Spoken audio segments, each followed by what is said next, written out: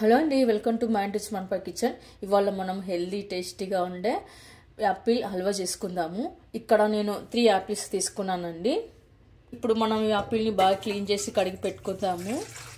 ఒక బౌల్లోకి వాటర్ వేసుకోవాలి. ఇందులో కొద్దిగా సాల్ట్ వేసుకున్న తర్వాత మనం ఈ యాపిల్ని బాగా సాల్ట్ వాటర్ వేసి బాగా 2 టైమ్స్ క్లీన్ చేసి కడిగి పెట్టుకోవాలి.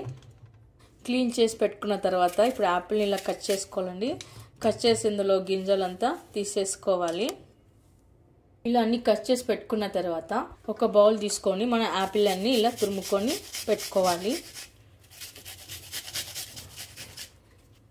ఇలా అంతా తురిమి పెట్టుకున్న తర్వాత మీకు ఇష్టమైతే తొక్కలు వేసుకోవడం, లేకపోతే తీసేయచ్చు. ఇప్పుడు మనం కడాయి పెట్టుకుని అందులో నెయ్యి వేసుకొని డ్రై ఫ్రూట్స్ వేసుకొని పక్కన పెట్టుకుందాము. ఇలా కలర్ మారిన తర్వాత పక్కన పెట్టుకోవాలి. తర్వాత అదే కడాయిలో మనం తురిమి పెట్టుకున్న యాపిల్ని వేసుకోవాలి. ఇప్పుడు మనం యాపిల్ గుజ్జులోనే తేమంతా కరిగిపోయే వరకు కలుపుకొని పెట్టుకోవాలి. మనకి ఇంట్లో యాపిల్స్ ఎక్కువ ఉన్నప్పుడు ఇలా చేసి పెట్టుకోవచ్చండి. ఈ యాపిల్ హల్వా చిన్నపిల్లలకి చపాతీలోకి రోల్ చేసి పెట్టి చుట్ట చేసి ఇవ్వచ్చండి. అలాగే బ్రెడ్ పైన కూడా అంటించుకొని తినొచ్చు. చాలా టేస్ట్గా బాగుంటుంది. ఇప్పుడు యాపిల్ గుజ్జుల దగ్గర పడ్డ తర్వాత షుగర్ వేసుకుందాము. ఇప్పుడు షుగర్ అంతా కరిగే వరకు కలుపుకొని పెట్టుకోవాలి. ఇప్పుడు కొద్దిగా ఫుడ్ కలర్ వేసుకుందాము. మీకు ఇష్టమైతే వేసుకొని, లేదంటే స్కిప్ చేయొచ్చు.